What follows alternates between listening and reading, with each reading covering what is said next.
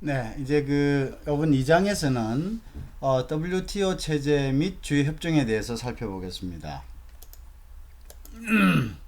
자, WTO의 의의는 자유무역 체제를 실현하는 거였죠. 그래서 WTO는 결국 가트의 연장선상이었고, 그죠? 그 주된 정신은 가트에 있습니다.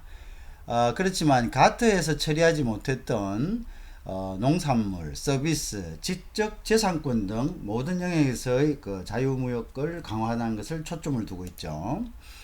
그래서 이제 또 그게 부가적으로 이제 가트가 법적인 어떤 권위를 얻지 못했기 때문에 가트가 분쟁 해결에 대한 어떤 적극적인 장치가 없었습니다. 그래서 이제 WTO에 와서는 그런 적극적인 장치가 마련이 되고요. 그래서 그것에 그 적극적인 장치 또한 어떤 절차와 규정에 의해 가지고 체계적으로 시스템화되어 있었죠. 그래서 이제 각종 규율에 대한 명료화, 예측 가능한 무역 환경을 조성하자. 그죠? 각국이 관세 장벽 이외에 비관세 장벽으로서 반덤핑이라든지 상계관세라든지 세이프가드 등을 발동할 수가 있습니다. 근데 이러한 것들도 막연하게 자국 입장에서 자의적으로 행해서는 안 된다 이거죠. 그래서 이런 것들에 대한 명료하고 예측 가능한 어떤 규정과 협의를 하자. 그래서 이러한 환경을 조성하자라는 것이 WTO의 하나의 주된 목적 중에 또 하나였습니다.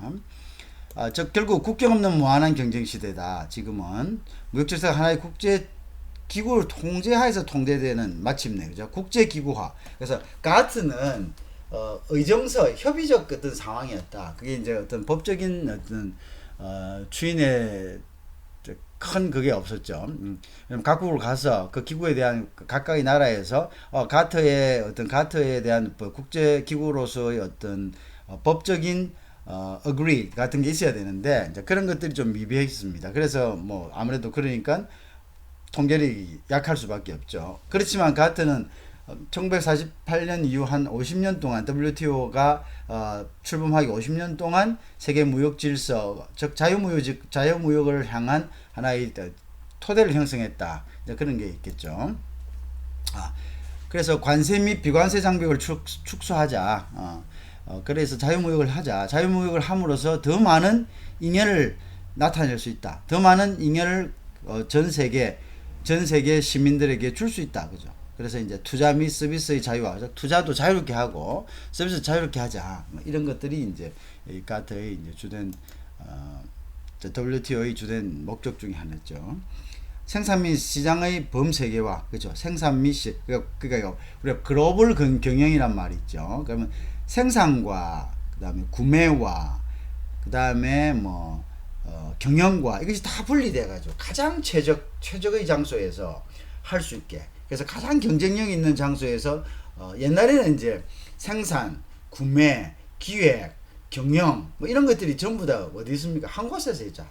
회사가 한 곳에서 이제 딱 이렇게 모여가지고 했는데 이게 이제 분산되는 거죠. 왜냐면 이제 세계화되면서요. 세계화되면서 분산되니까 당연히 우리가 글로벌 밸류 체인 즉 이러한 것들이 최적의 생산지에서 생산될 수 있도록 그리고 최적의 경쟁력 있는 장소에서 생산되게 만드는 이런 것을 우리가 글로벌 밸류 체인이라고 합니다. 그래서 글로벌 밸류 체인을 원활하게 돌리기 위해서는 이러한 각국의 어떤 생산 기지들이나 전략적 장소 자기 나라 안에서 핸들링하는 것과 같은 제약이 없어야 된다.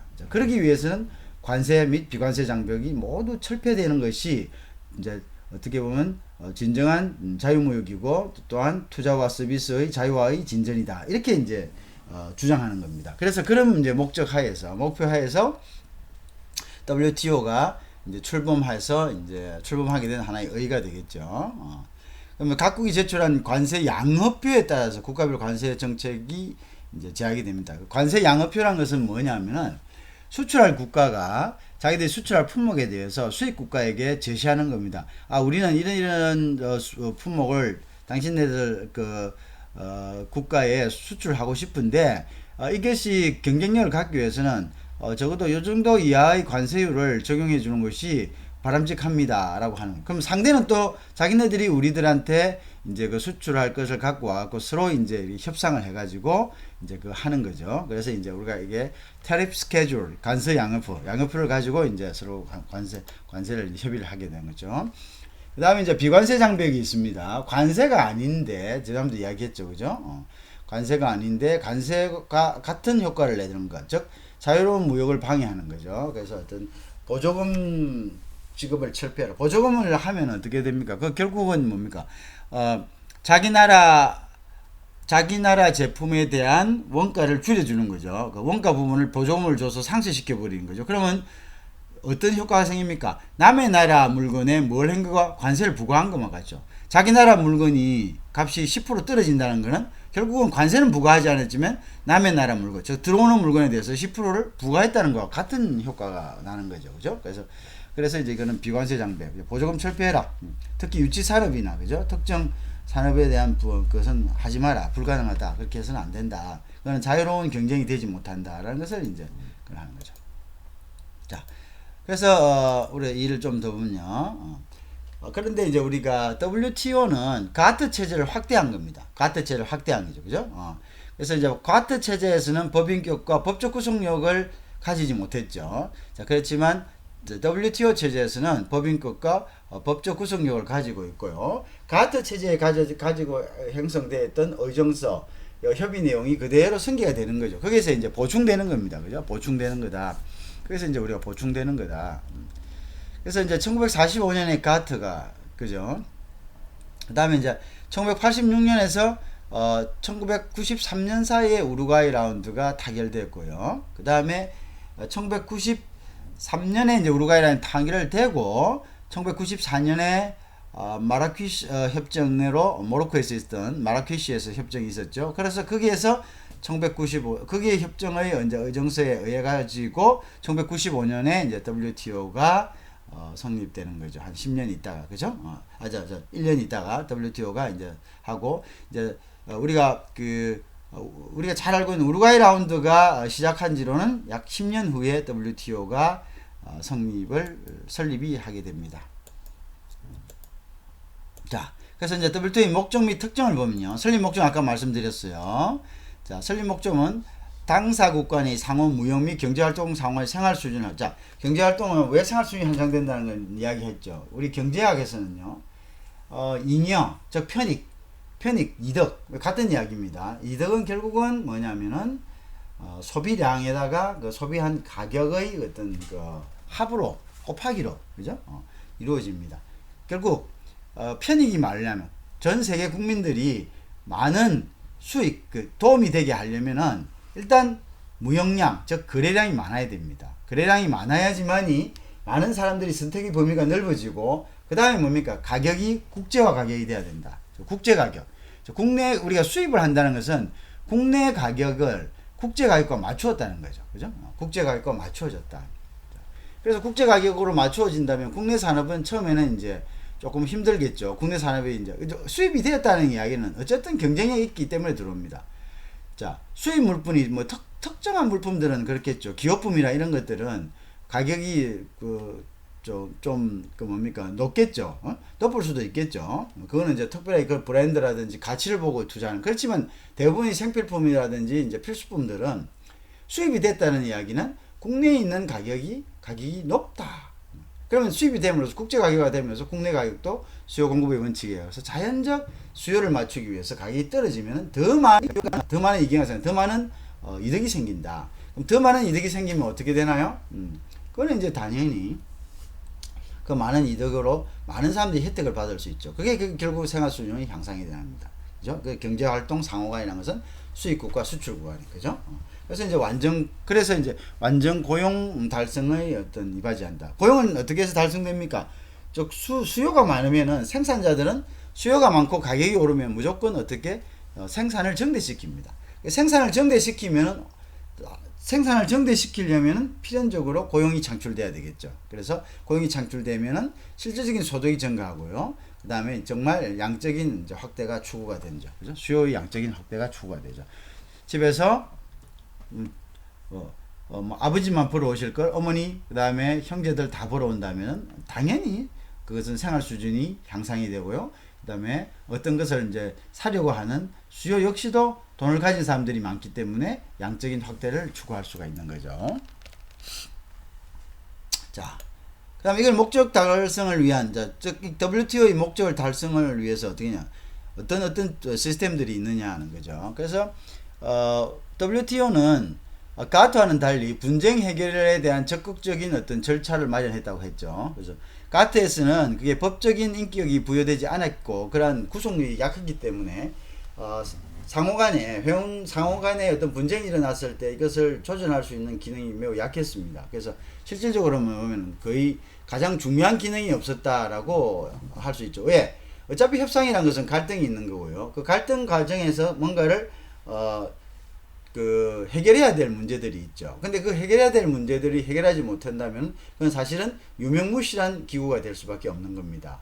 자, 그래서 DSI 그것은 분쟁 해결 규칙하고 절차에 관한 협정이죠. 이것과 TPRM 그다음에 분쟁 무역 정책 검토 제도를 시행했습니다. 분쟁 해결에 관한 절차와 그 규칙을 마련했고요. 그다음에 이제 무역 정책 검토 제도라는 것은 이제 이 무역 각국의 이런 위원회들이 있습니다. 이 위원회들이 각국의 이제 그 무역 정책이 어떤 거냐, 보호무역주의로 가지 않느냐, 자유무역 행위를 방해하지 않는가 하면서 그 각국의 통상 정책들을 계속 연구해서 그것에 대해서 어떤 자유무역 질서를 위배하는 이런 통상 절차가 있을 때는 이것을 다시 상정해가지고 고치도록 하는 이런 시스템. 이제 어떤 국제무역 질서의 모니터링 시스템을 갖추었다. 이렇게 이제 보시면 됩니다. 실질적이죠. 그럼 굉장히 이게 뭡니까? 시스템이 원활하게 돌아가기 위한 소위 하는 감사제도죠. 감사제도. 그죠? 감사제도와 사법제도를 갖다가 갖추었다. 아주 중요한 하나의 그거 되죠. 자, 그 다음에 이제 보면은요. 자, 다시 이제 또 목적과 특징을 보면, WTO의 특징은 뭐냐. 그죠? 자, 협상 분야의 다양성이라 했죠. 아까 말했죠. 우리가 가트 때는, 전신인 가트 때는 상품 무역에 집중이 됐었죠. 상품 무역. 그 당시에, 가트가 형성될 당시에는 서비스나 지적재산권이나 뭐 이런 부분에 대한 발전이 적었습니다. 그래서 이제 협상 분야가 아주 좁았죠. 상품 무역에 국한되어 있었죠. 그죠? 그래서 그런데 이제 이것이 이제 좀 더 확대된 거죠. 그래서 서비스 직접되었고, 무역 관련 투자 부분도, 투자 관련도 이제 새롭게 이제 자유로운 투자를 위해서 그죠? 했다. 무역 관련 투자 부분 그죠? 그래서 이제 가트에서 상품 무역인데 그 상품 무역 중에서도 가트에서는 농업과 섬유 분야는 제외되어 있었습니다. 그죠? 뭐 섬유가 그냥 힘의 논리죠. 섬유 같은 경우는 이제 강대국들이 점유를 하고 있었고요. 농업도 굉장히 이제 민감한 부분이었죠. 특히 이제 섬유와 그다음에 농업은 미국이 그 당시에 거의 점유를 하고 있었고요. 그다음에 이제 이런 부분들은 가트는 선진 공업 국가들이 사실은 리딩을 하고 있었습니다. 선진 공업 국가들이. 그래서 개도국들이 조금 소외되어 있었죠. 그래서 선진 공업국 중심으로 가트가 형성되었기 때문에 아무래도 자기네들의 어떤 관심 분야라든지 이해 분야에서는 그것을 제외시켜 놓고 있었는데, 이제 WTO가 출범하게 된 근본적인 원인도 개도국의 불만이 또 이렇게 표출된 거죠. 그리고 50년이라는 기간이 걸치면서 가트 체제에서 준비되지 못했던 것, 다루지 못했던 것, 또한 가트가 형성될 당시에 크게 부각되지 못했던 것이 서서히 그런 산업들이 일어나기 시작한 거죠. 지적재산권과 서비스 분야 같은 거, 그런 부분들이죠. 자, 그런 부분들에 대한 이제 필요성이 느껴진 거죠. 신속한 의사결정이 필요했다. 가트와 같이 만장일치제를 채택합니다. WTO도. 그러니까 만장일치제는 모두가 다 어그리해야 되죠. 유나니머스해야 돼요. 유나니머스. 그런데 이게 만장일치가 말이 만장일치지. 만장일치가 한 사람이 더 이해관계에서 안 되면 안 되는 거죠. 그리고 만장일치를 이루는 경우는 극히 드뭅니다. 그래서 이제 그래서 사실은 가트는 어떤 제재를 위한 법적인 구속력도 없었지만 그거에 대한 합의나 협의 어떤 그런 것들이 더 힘들었죠. 그래서 신속한 결정을 위해 다수결도 WTO는 병행하고 있고요.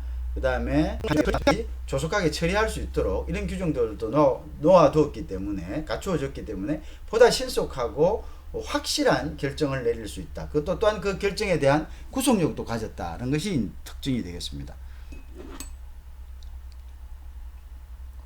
자, 그 다음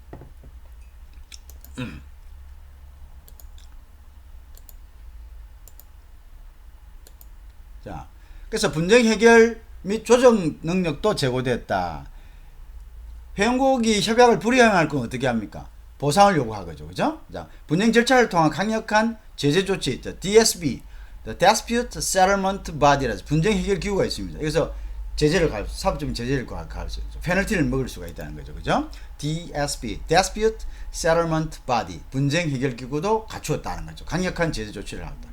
보상도 요구할 수 있다. 그죠? 그 다음에 무역 정책 같은 것도 주기적인 검토를 아까 했죠. TPRB, Trade Policy Review Body라는 겁니다. 그래서 body라는 것은 기구를 이야기하죠. 그래서 Trade Policy Review Body, 그죠? 무역 정책 검토 기구를 설치하고 회원국의 이제 무역 제도, 관행, 정책들을 이제 주기적으로 검토하고 평가하고 이제 잘못된 점이 있으면 그거를 이제 다시 총회에 올려가지고 바르고 이런 이제 것들을 이제 한다. 그래서 TBRB라는 게 있고요, DSB라는 게 있다는 것을 여러분들이 주의 깊게 알아야 됩니다.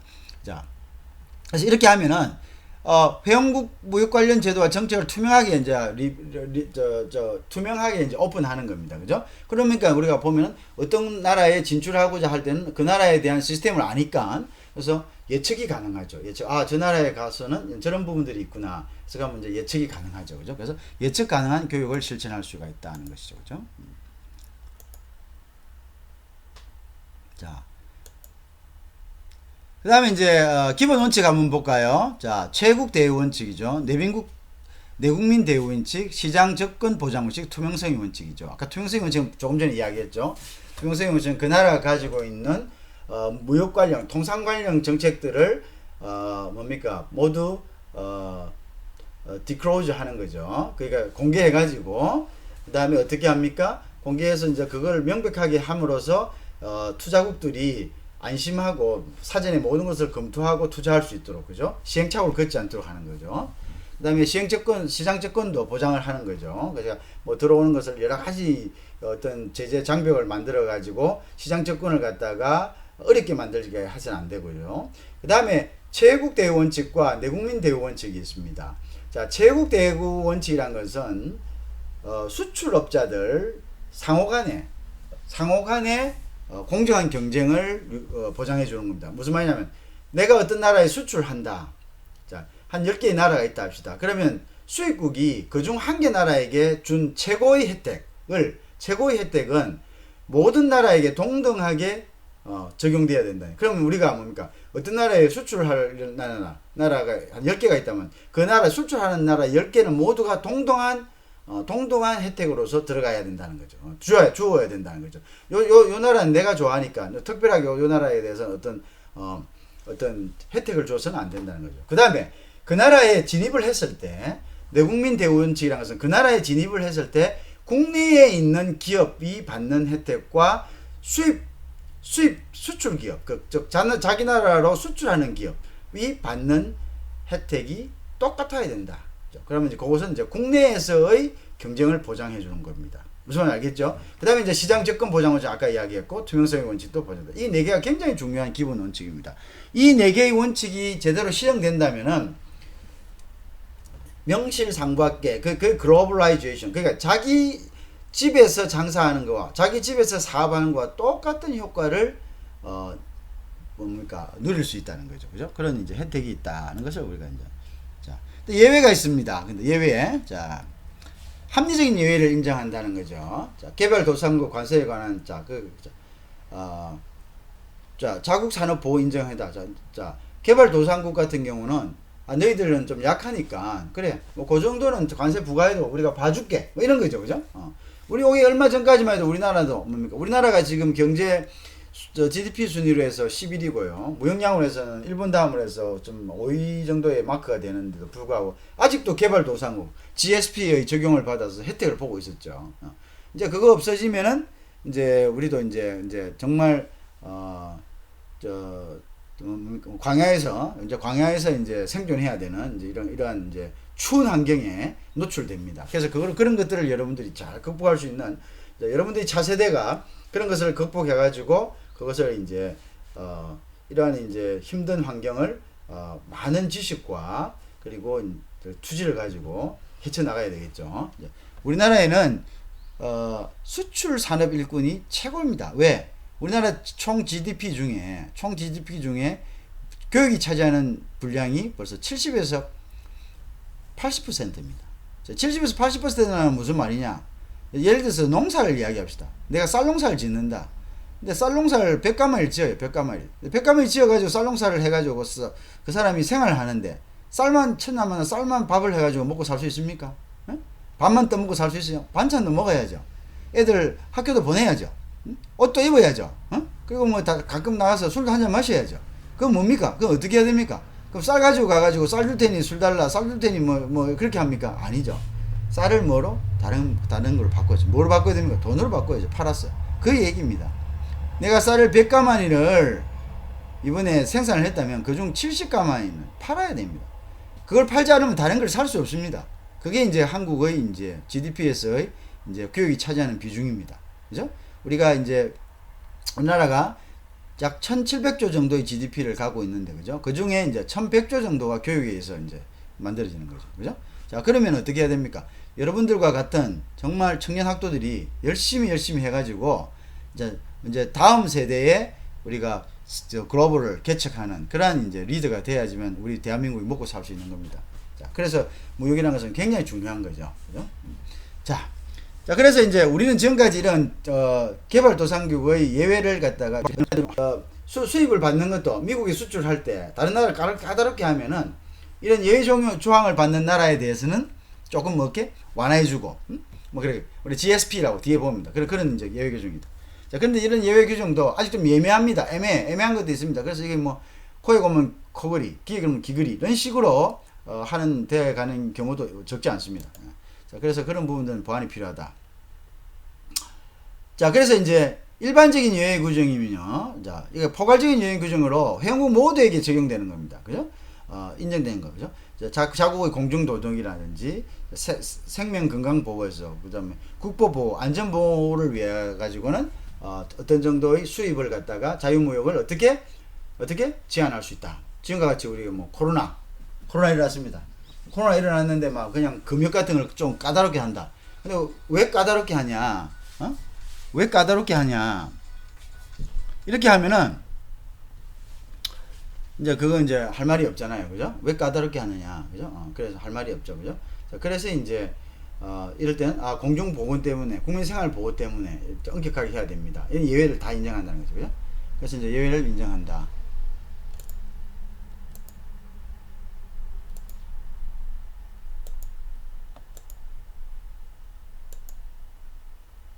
자, 최국 대회란 것은 뭐냐? Most favored nations. 가장 뭡니까? 특정국가 불리한, 자, 그래서 아까 말씀드렸죠. 자, 최국 대회에서는 가장 혜택을 주는 국가. 그죠? MFN이랍니다. Most favored nations. 가장 혜택을 주는 국가의 그 혜택을 다른 국가에도 똑같이 해줘야 된다. 어느 국가에 관세, 과징금을 부과할 때 특정 국가에서 오는 이익, 특징, 면제를 줘야지만 다른 국가에 대해서 똑같이 적용해야 된다는 거죠. 과징금이든 관세든. 어떤 거는 보고 관세 너는 5% 해줄게. 요 같은 물건에 대해서. 요거는 너는 10%야. 그 다음에 과징금 너가 위반해서 너는 엄청나게 물어. 요건 너 좀 봐줄게. 뭐 이런 식으로 하면 되나 안 된다는 이야기죠. 그죠? 이런 식으로 해서는 안 된다. 이런 이야기를 이제 같은 의미로서 이제 한 겁니다. 자, 그 다음에 이제 원산지 관계없이 적용. 자, 그래서 이제 WTO 비회원국에도 이제 이런 것들은 적용이 된다. 체육대회는 알겠죠? 체육대회는 적용이 된다. 비회원국에도 똑같이 적용. 회원국이 아니더라도 똑같이 적용해야 된다. 그죠? 자, 그래서 뭐냐면, 자, 그거 이야기고요. 자, 회원국이 비회원국에게 낮은 관세를 적용해도 모든 회원국에 동일한 관세가 적용된다. 그게 WTO에 들어있든 않든 간에 일단 혜택을 주면은 그 혜택은 회원국에게도 적용이 돼야 된다. 이런 이야기입니다. 아시겠죠? 그래서 원산지에 관계없이 적용된다는 것은 그 이야기입니다. 아까 방금 얘기한 건 비회원국, 즉 비회원국, 즉 WTO 원산지라는 것은 왜 중요하냐? 회원국이냐 아닌가를 구분하는 기준이 원산지잖아요, 그죠? 그래서 그 이야기는 원산지 관계없다는 것은 회원국이 아니라도 이것은 체육 대우는 해줘야 된다 이런 뜻입니다. 알겠죠?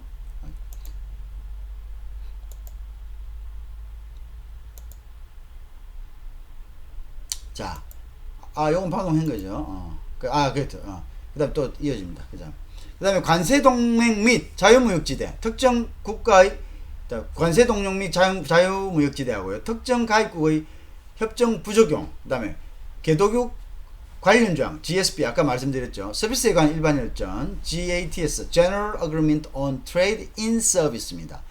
그래서 이제, 요런 부분에 대한 것은 이제 예외를 인정하고 있습니다. 알겠죠? 뭐냐면 관세동맹 및 자유무역지대 특정 가입국의 협정 부적용, 그죠? 협정 가입국에 대해서는 협정을 부적용합니다. 그 다음에 개도국 관련 조항, 이건 이제 예외 조항입니다. 예외. 자, 그 다음에 이제 서비스에 관한 일반 협정이죠. GATS, General Agreement on Trade in Service. 요 부분에 대해서는 예외를 인정합니다. WTO의 기본 원칙의 예외를 인정한다. 무슨 외에? 체국 대우 원칙의 예외를 인정한다.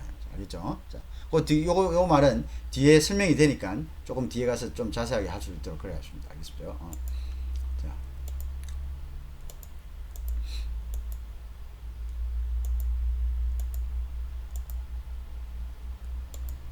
자, 내국민 대우 원칙 있죠? 아까 말씀드렸죠. 수입품은 국내품과 동일하게 대우한다. 가트를 유지한 이 두 개의 기본적인 정신이 뭡니까?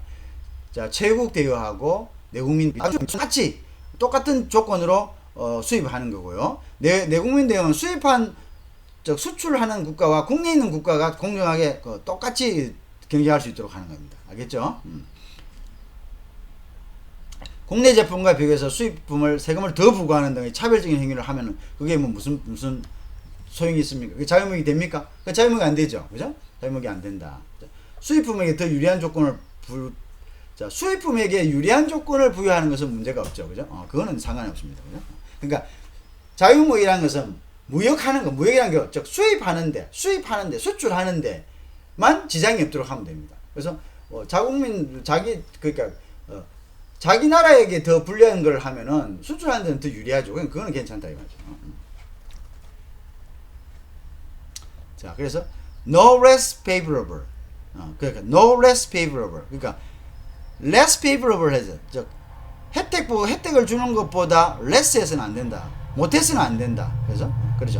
no less favorable 해서는 안 된다. 그렇게 동등하게. 그죠? equivalence라는 말을 쓰고 as much as라는 말을 씁니다. 그죠? 원문에 이런 식으로 표현이 되었다는 거죠. 원문에. 내국민 대우 원칙은 원문에 이렇게 되어 있다. 자, 서비스 교육에 관한 일반 협정이 있습니다. 자, 아까 있죠. General Agreement, 그죠? General Agreement, 그죠? 일반 협정. 자, GATS.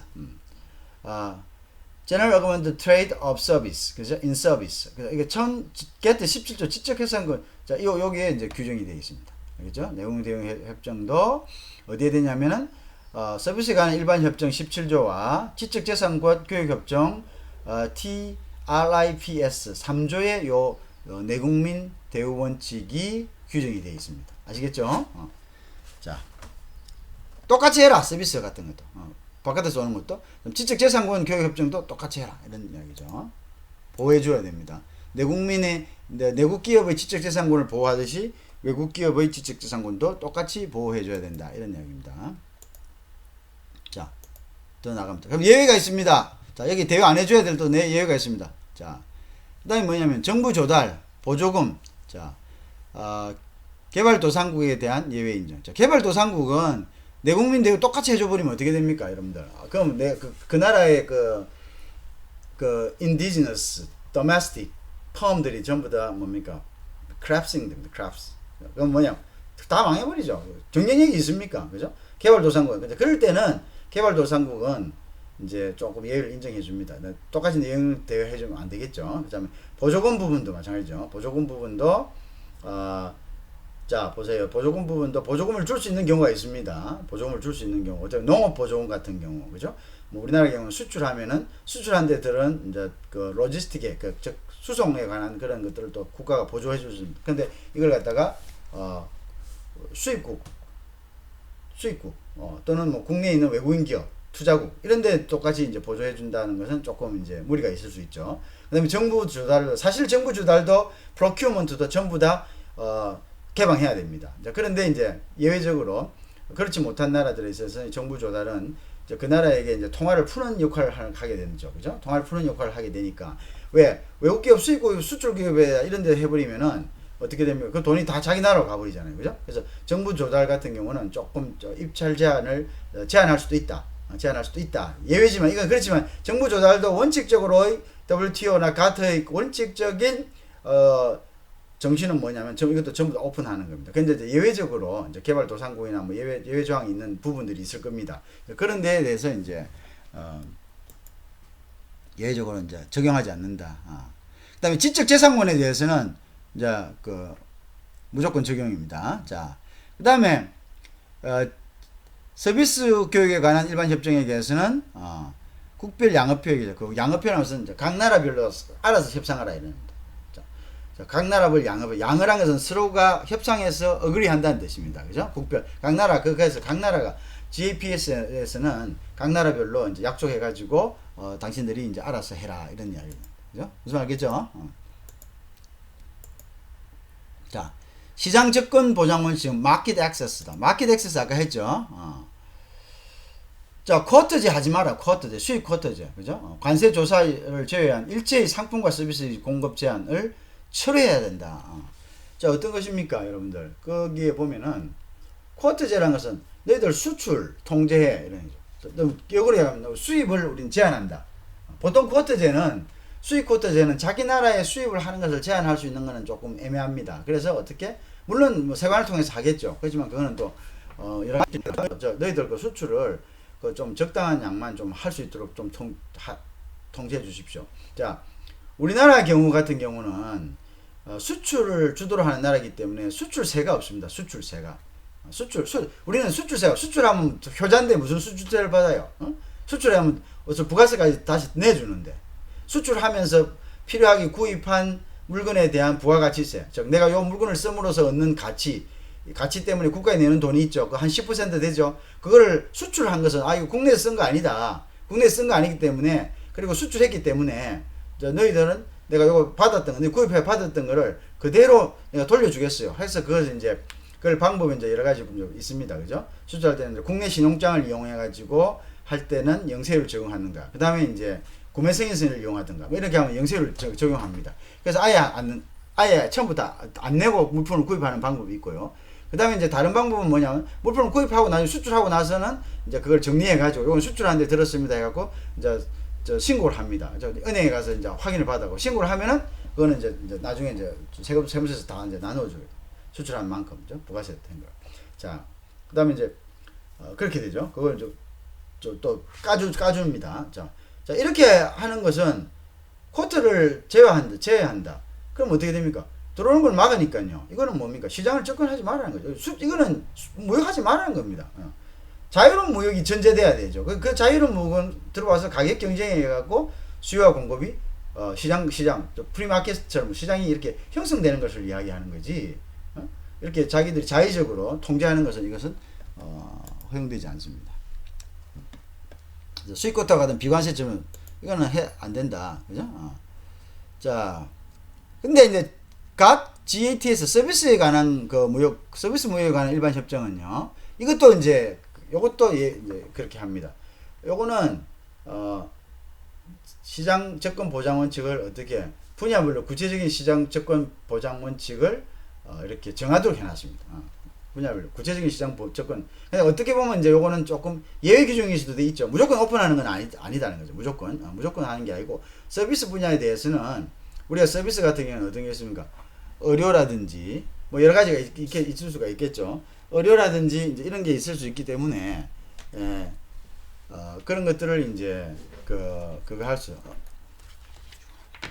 그래서 의료라든지 이런 것들이 있을 수 있습니다. 그래서 이제 그런 것들은 함부로 이제 마켓을 열 수가 없죠. 법률이라든지 이런 것들은 이제 그거는 이제 정해야죠. 그죠?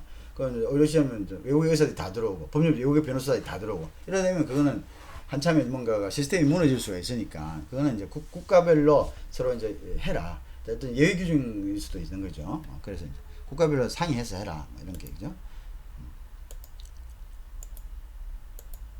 자, 그 다음에 이제 그 다음 뒤로 넘어가 버렸네요. 죄송합니다. 뒤로 잠시만.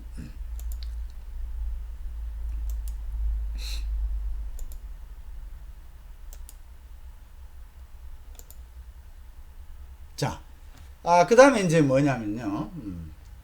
그 다음에 이제 WTO 농산물협정과 섬유의료협정은, 그죠? 의료협정은 묵시적으로 수량 제한 조치를 인정해 왔습니다. 지금까지는. 그러나, WTO 체제 편입으로 이게 폐지됐습니다. 이거 가트 체제에 있어요. 가트 체제에서 인정했죠. 그죠? 그래서 이제 농산물도 강대국들 있죠. 농업을 엄청나게 해가지고 그 기계화 농업을 하는, GMO 같은 걸 가지고 하는 뭐 이런 것도 있고 섬유도 마찬가지죠. 카튼을 많이 생산하는 이런 것은 묵시적으로 이렇게 인정해 줬습니다. 그러니까 수량 자기 나라에 들어온 걸 또 쿼터 제도를 인정을 해줬는데 수입 쿼터를 인정해 주는데 WTO에 들어와서는 이건 전면적으로 이제 쿼터는 안 된다. 폐지해라. 그렇게죠. 그죠? 자, 그래 이제 자, 그다음에 이제 제국 대우 원칙이 시장 보장 원칙을 강화하는 수단으로서 그렇죠.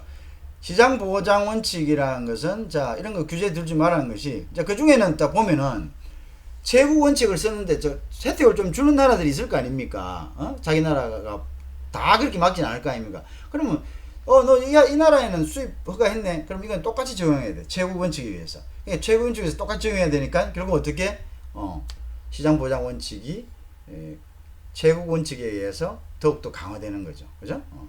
자, 그래서 이제 무차별 원칙이고요. 결국은 투명성의 원칙, 또 이제 시장 접근 보장을 강화하는 수단이죠. 투명하다는 것은 이거를 갖다가 딱 막상 수출하고 했는데 우리 이런 법이 있는데요. 그래서 안 되는데요. 이러면 안 되잖아요. 그럼 실컷 가가지고 그거 다 어떻게 합니까? 이러지 저러지도 못하죠. 그러니까 사전에 미리 어떤 나라에 우리가 진입할 거다 하면 사전에 그걸 연구할 수 있도록 투명하게 통상법이나 통상 관련 모든 것들을 공개하는 거죠. 공개하는. 우리 이런 규칙이 있었는데 이런 규칙이 있었는데 이런 규칙에서 안 돼. 뭐 이런 판례가 있었는데 뭐 이렇게 하면 안 되죠. 그죠? 자, 그런 이야기를 하고 있는 겁니다.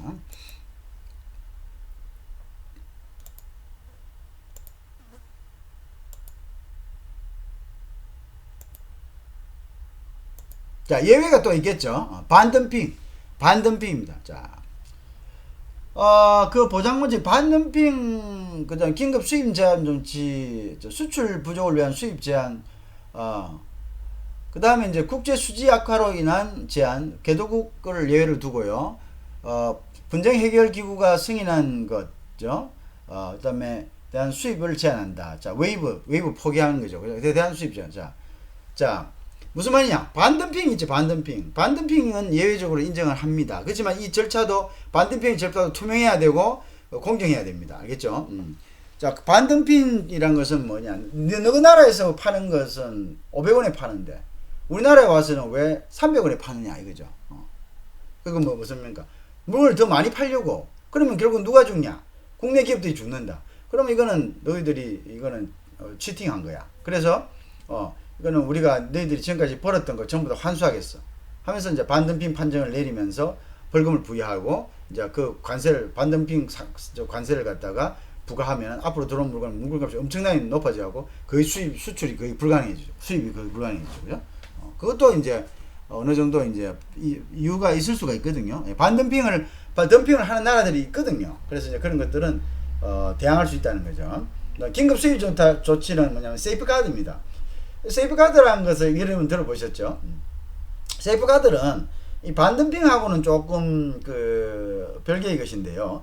어떤 상품이 국내에 들어와서 갑자기 시장을 잠식해 버리는 겁니다. 갑자기 막 확 빠른 속도로. 그러면 어떻게 됩니까? 국내 시장이 허물어지면 결국 고용이 다 unemployment 되고요. 실업으로 되고 그러면 사회적 불안이 오잖아요. 그럼 사회적 불안이라는 것은 그 국가의 안보, 그래서 그거는 이제 세이프가드에 대해서는 어느 정도 물론 엄격하게 해죠. 그 다음 식량 부족한데 수출하면 됩니까? 안 됩니까? 비즈니스 하는 사람들은 어쨌든 돈을 벌려 하니까 이번에 보면은 마스크 없는데 마스크를 갖다가 그 저 뭡니까 수출하잖아요. 똑같은 의미로 보시면 돼요. 이해가 쉽잖아요. 뭐 예외가 좀 그렇지만 특정한 사람들을 뭐 어떤 그 범위하려는 게 아니라 이제 하나의 예를 보자면은 뭐 자국의 국민들은 이렇게 굶는데도 불구하고 이거는 굉장히 지금 전체적으로 흉년이 들었네 나라에 국가적으로 국제적으로. 그럼 이걸 가지고 어떻게 내가 팔면은 더 많은 우리나라에 팔아봐야 싼 가격에 팔아야 되니까 외국에 좀 선진국에 팔면은 더 비싼 가격을 받을 수 있겠네. 그럼 이걸 그럴 경우는 수출 제한을 해야 되겠죠. 그 다음에 국제 수지 악화다. 자 누가 봐도 밸런스가 너무나 있죠. 그러니까 수출은 작고 수입은 너무 커지니까 결국 외화가 밖으로 다 나가죠. 이럴 때는 이제 보세요. 우리 이렇게 하다가 돈이 바닥나요. 이렇게 이야기할 수 있겠잖아요. 그럴 때는 이제 그래 그렇네. 너희들 그러다가 거들나겠다. 그러면 뭐 일단 너희들 좀 수입하는 걸 조금 제재해도 뭐 제재할 수도 있겠네. 그다음 개도국 아까 얘기했죠. GSP 우리나라도 개도국이 올해까지 개도국이었습니다. 그죠? 개도국에서 GSP 규정을 받으니까 예외 규정이 많았죠. 미국이 까다로운 거 수입할 때 까다롭게 정하는 거 개도국에 대해서는 아이고 그래 뭐 너희들 개도국인데 뭐 이런 거죠. 우리가 왜 개도국으로 있었지 지금까지 오랜 시간 동안 그죠? 그런 것들이죠. 자 그다음에 이제 WTO의 분쟁 해결 기구에서 그래 해다 너 적법하게 했다라고 하는 거는 뭐 당연히 하죠. 우리가 이 분쟁 해결 기구는 WTO에 있어서 국제적인 그 무역에 있어서는 사법 기구나 마찬가지입니다. 법원이나 마찬가지죠, 그죠? 자 그다음에 이제 그랬다. 그런 것들은 이제 수입을 제한할 수 있다는 거죠. 그죠? 자.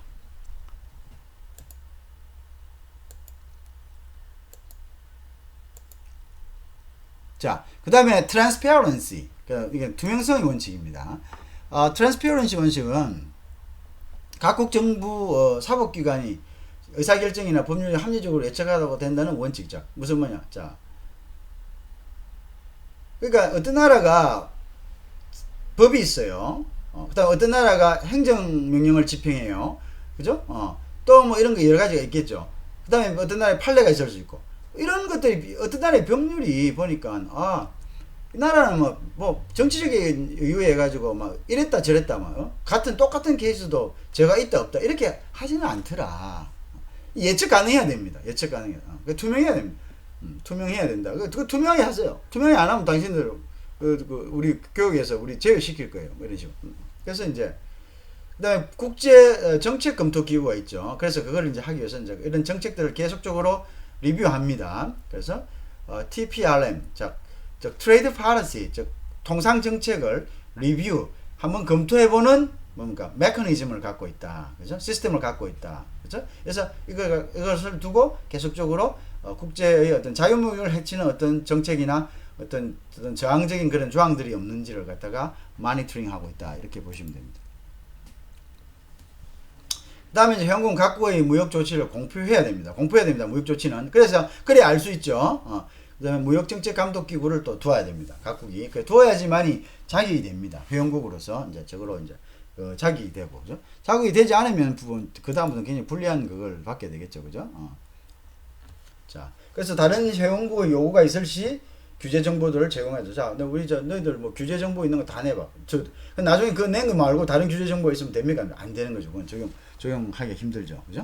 그럼 안 되죠. 그죠? 예외적으로, 아까 이야기했습니다. 자, 국가 안전 보장 내용. 그죠? 정보 있는데 그 국가 안전과 보장된다. 그 다음에 영업상의 비밀. 법 집행에서 방해가 되는 경우에는 비공개가 인정되죠. 그죠? 지금 법을 집행해야 되는데 미리 이 정보를 알아버리면 그것을 위해서 교묘하게 피할 수가 있었죠. 그죠? 그러면 그럴 때는 영업상의 비밀도 마찬가지고, 그죠? 그럴 때는 이제 공개가 인정되지 않는다. 이렇게 되죠. 자.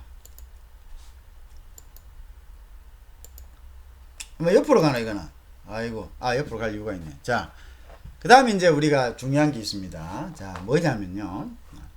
WTO 체제의 주요 협정이 있는데요. 자, 그래서 우리가 이제, 이게 이제 WTO 체제의 협정서입니다. 우리가 요 협정서에 의해 가지고 FTA도 맺고 뭐 여러 가지를 합니다. 그죠? 요게 이제 결국 요 작은 요 협정서가 개개인의 양국 간의 이제 FTA 그 협정을 체결할 때, 자유무역 협정을 체결할 때 하나의 이제 프레임워크가 되는 거죠. 이제 기본적인 골격이 되는 겁니다. 그죠? 기본적인 이제 골격이 되는 거죠. 자, 그러면 이제 WTO 체제는 어떻게 이루어졌느냐? 이 부분을 여러분들 잘 보셔야 됩니다. 자, WTO 체제는 어떻게 이루어졌는가? 자, 상품 교육 협정, 자, MTA는 13개 분야로 이루어졌습니다. 그래서 요거는 가트가 1943년의 협정입니다. 여러분들, WTO는 무엇을 WTO 전신은 뭐라 했습니까? 가트라고 했죠. 가트. 그죠? 자, 가트가 그 한계로 인해 가지고 법적 한계, 그 다음에 어떤 그 뭡니까 새로운 산업에 대한 한계 이런 것들로 인해 가지고 새롭게 WTO로 성격이 된 거죠. 그죠? 성격이 된 겁니다. 그래서 그 골간은 그 기본적인 근간은 어디에 두고 있다고? 가트에 두고 있는 거죠. 그걸 승계했으니까요. 그래서 상품교육협정은 가트가 주된 포커스를 두고 있었던 거죠. 가트 시대는 상품이 거의 주류를 이루었기 때문에 상품교육이 1947년의 협정에는 가트 협정에 근간을 두고 있습니다. 자, 농산물 섬유 의료 협정. 요거는 예외로 조금 뒀죠. 그죠? 예외로 두었는데 근데 가트 때는 예외를 뒀지만 WTO 때는 농산물 섬유 의료에 대해서 다 이것도 뭡니까? 협상 대상으로 다 안에 그것도 제재 대상으로 넣은 거죠. 자, 기술 장벽 협정이 있고요. 반덤핑 협정이 있고 관세 평가 협정, 수입 허가 협정, 보조금 상계관세 협정이 있습니다. 기술 장벽 협정이라는 것은 뭐냐면 자, 자유로운 무역을 하는데 여러분들 자유로운 무역을 합니다. 자유로운 무역을 하는데 이 자유로운 무역 중에서 기술을 너무 높이 해가지고 자, 이런 기술에서 우리나라는 KS가 있고 뭐 미국은 또 SM 있고 뭐 여러 가지가 있잖아요. 유럽엔 또 유럽의 스탠다드가 있고 근데 자기들 스탠다드 우리 예를 이런 거죠. 한국 KS 규격에 못 맞추면은 우리 수입이 안 됩니다. 이렇게 하는데 자, 개발도상국에서 KS 규격에 맞추면 못 맞출 수가 있지 않습니까? 뭐 KS 규격이 뭐 굉장히 자기네들보다 스트릭트 할 경우가 있잖아요. 그러면 자기네들이 그 나라 수출 못 하는 거예요. 그러면 어떻게 됩니까? 자유무역이 됩니까? 안 되죠. 이것도 적당히 해야지. 적당히 해야지. 그죠? 적당히 해야 되는데, 물론 그것이 이제 국민의 안전을 해치는 범위면 안 되겠죠. 자, 그런 것들. 이제 그런 것들에 대해서 또 이제 뭡니까? 부속서, 규정은 어떻게 되냐? 부속서 1A, 부속서 1B, 부속서 1C, 부속서 1이 있고, 그 다음 부속서 1은 3개의 ABC로 나누어집니다. 그 다음에 부속서 2가 있고요. 2는 아까 이야기했죠. 그 다음에 DSU, 분쟁 해결에 관한 협정이고요. 부속서 3은 무역 정책을 재검토하는 TPR에 맞겠죠. 그 다음에 부속서 4는 복수의 국가 간 무역협정을 14개 분야로 이제 나누어진 거죠. 그죠? 나누어집니다. 요게 이제 여러분들 나중에 보면은 요게 이제 WTO의 작게는 뭡니까? 양자국, 즉 나라 간의 그 협정이죠. 그게 FTA를 맺을 때 요 규정들이 거의 대부분 프레임워크로서 들어가서 요 규정을 요 조항들을 이렇게 놓고 양국 간에 뭐냐면은 협정을 하게 되는데 그다음 기술 장벽, 반덤핑 아까 방금 이야기했죠. 반덤핑 할 때는 이러한 그 어떤 절차와 어떤 투명성이 있어야 된다. 합리적이어야 된다. 그다음 관세 평가 협정이 되죠. 관세를 갖다가 평가하는 데서 같은 물건인데 원산지 증명을 뭐 인정해주지 않는다든가, 뭐 원산지 반영률을 몇 프로 해준다든가. 이거는 너희들 나라에서 오기는 왔지만 안에 있는 부품을 보니까 원산지가 있는 건 너희들 나라에서 한 건 10%밖에 안 되네. 그래서 너희들 원산지를 인정은 10%밖에 안 된다. 이러면 아니다. 뭐 이런 식으로 거기에 대해서는 어떻게 우리가 정할 것인가, 어떻게 결정할 것인가. 그다음 수입 허가 협정도 마찬가지죠. 그 다음에 마찬가지로 뭐 이런 부분 수입이 된다, 그러면 수입을 못 한다, 뭐 우리 국내 산업이 있어서 안 된다, 뭐 이런 거죠. 보조금도 마찬가지입니다. 국내에서 보조금을 지급하는데 지금 이제 한국 같은 경우는 농업 분야에 보조금을 지급할 수 있습니다. 특히 농업 부분에서 어떤 부분인데 수출할 경우에 어떤 경우 운송비 정도를 이제 보조금을 할 수 있는데, 그거는 이제 또 특별한 혜택을 받았어요. 그죠? 우리가 가지고 있는 혜택, 아까 개발도상국 혜택이라든지 여러 가지 있죠. 그런 것들을 이제 그 간에서 이제 보조금은 우리 이런 산업에서 보조금 줄 수밖에 없다, 안 된다. 그러면 우리나라 만약에 너희 나라에 수출을 하면은 그러면 불리하지 않느냐. 너희들은 어차피 그걸 먹고 들어가니까 우리한테 관세를 더 부과한 것과 같지 않느냐. 그다음에 상계관세 협정, 보조금에 따른 게 상계관세입니다. 그러니까 이제 어떤 나라가 보조금을 주고 보조금을 받은 상품이 수입됐을 때는 결국 무슨 이야기입니까? 경쟁력이 있는 거죠. 원래는 보조금을 안 받으면 물가 그 사람들이 원가가 더 올라가가지고 우리나라 들어왔을 때도 물가가 더 높은데 물건 가격이 자기 나라에서 국가에 보조금을 받고 들어왔기 때문에 더 싸게 판다. 그럴 때는 관세를 보조금을 받은 만큼 유리해진 만큼 그것을 상쇄시키는 관세를 속된 말로 때리는 겁니다. 누가? 수입국에서. 그래서 그걸 갖다가 상계관세를 합니다. 상계관세 이럴 경우에는 보조금 너희들 보고 보조금 주지 말아야 될 부분에 보조금 줬으면 우리가 여기서 그 보조금만큼 관세를 때릴 거야. 뭐 이런 것. 그런 것들에 대한 협정이 부속서 A에 있다는 거죠. 그 다음에 위생금융조치협정도 마찬가지죠. 위생금융조치라는 것은 자기 나라의 스탠더드에 맞게 식품 같은 거, 식물 같은 거, 그 다음에 동물 같은 거, 이런 부분들이 수입이 됐을 때, 금융조치의 기준이 있을 겁니다. 근데 그 금융조치가 미국은 막 식품 가격 굉장히 높잖아요. 너무 높으면 식품 수출 안 되죠. 그죠? 식품 수출 안 된다. 물론 뭐, 자유무역 할 거라고 식품 자기 규정을 어기고 막 불량품을 그거 할 수는 없죠. 그냥 그런 데에 대한 이제 협정이 있어야 돼요. 너무 높아도 안 되겠지만은 그죠? 그렇다고 해서 무조건 오픈해라. 이건 또 말도 안 되는 소리죠. 그래서 그런 부분에 대한 것들이 있어야 된다. 그다음 무역 관련 투자 조치도 무역 관련 투자 조치에 대한 협정이 또 있어야 되겠고요.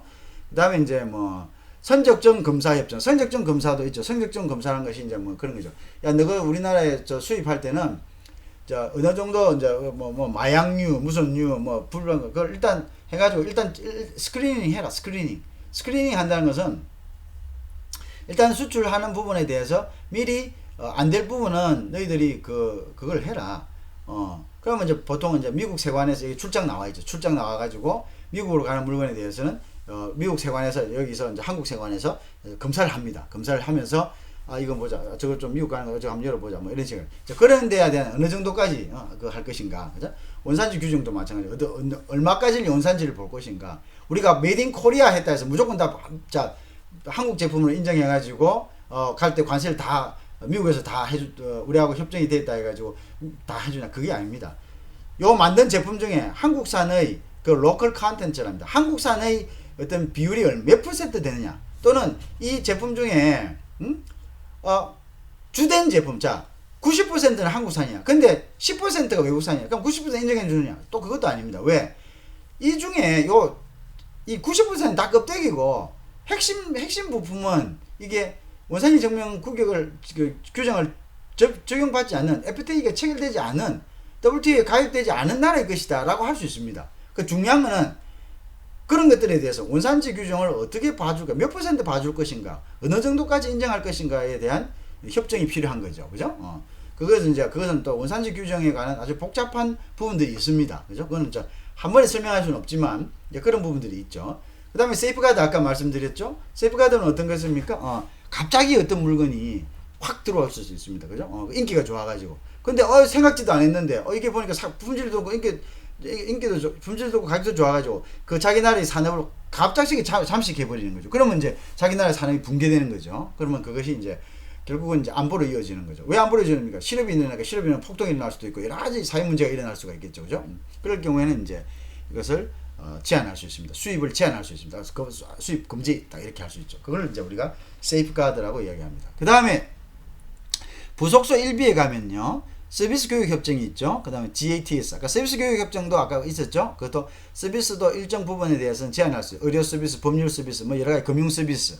들어와서 우리나라 국가가 이제 그 나라 들어와서 그 나라의 어떤 경제를 마비시킬 수가 있고 시스템을 마비시킬 수가 있죠. 은행도 마찬가지로 돈이지 않습니까? 돈을 가진 자가 모든 걸 지배하는데, 그럼 들어와서 선진 어떤 금융이 들어와가지고 제한 없이 무조건 이렇게 퍼져버리면은 그것도 문제고, 변호사, 의사도 마찬가지죠. 그 다음에 지적재산권 협정이죠. TPRM 같은 것도 마찬가지입니다. 지적재산권은 이제 무조건 일단은 이제 자국 기업이 가지고 있는 지적재산권은 같은 똑같이 뭡니까? 외국 기업의 지적재산권도 인정해 줘야 되는 거죠. 자국 기업은 인정해 주고 외국 기업은 저기 지금 우리 침해했습니다 했는데 가지도 않고 가만히 있고 이렇게 하면 안 되겠죠. 그렇다. 자, 그 다음에 이제 부속소 1에 대한 상황은 이렇습니다. 그 다음에 이제 부속소 총 부속소는 이제 4개로 구성이 되어 있습니다. 자, 이게 굉장히 중요합니다. 부속소 1은 ABC로 구성되어 있고, 부속소 2는 분쟁 해결에 대한 협정입니다. DSU. 그 다음 부속소 3은 무역 정책을 검토한, 이게 굉장히 중요하다 있죠. 왜? WTO에서는 가트에서 없는 분쟁 해결 제도, 시스템이 되어 있고, 메커니즘이 되어 있고요. 그 다음에 계속적으로 투명성, 자유무역의 투명성을 검토할 수 있는 제도, 그래서 이제 무역정책 검토 제도가 TPRM이 설치되어 있다는 거. 이게 굉장히 중요합니다. 그죠? 그 다음에 이제 부속서 4에는 복수국가 간 무역협정, PTA가 이제 14개 분야로 이제 다시 디비전 되어 있습니다. 자, 그래서 일단은, 자, 이번 강의는 여기서 마무리하고, 뒤에 또 좀 더 상세한 것은 부속서 2부터는 좀 더 그 리뷰를 다음 강의에서 리뷰해 볼 수 있도록 하겠습니다. 고맙습니다.